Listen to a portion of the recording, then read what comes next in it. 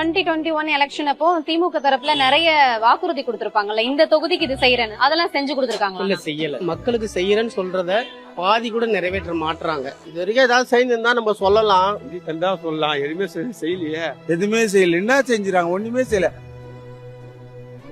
இந்த ஊருக்கு அவர் ஓட்டு கேட்க வரும்போது இந்த ஊருக்கு நான் இதை செய்வேன், அதை செய்வேன், அதை செய்வேன், இதை செய்வேன், ஆனா ஒரு ஆணியம் புடுங்கலாங்க.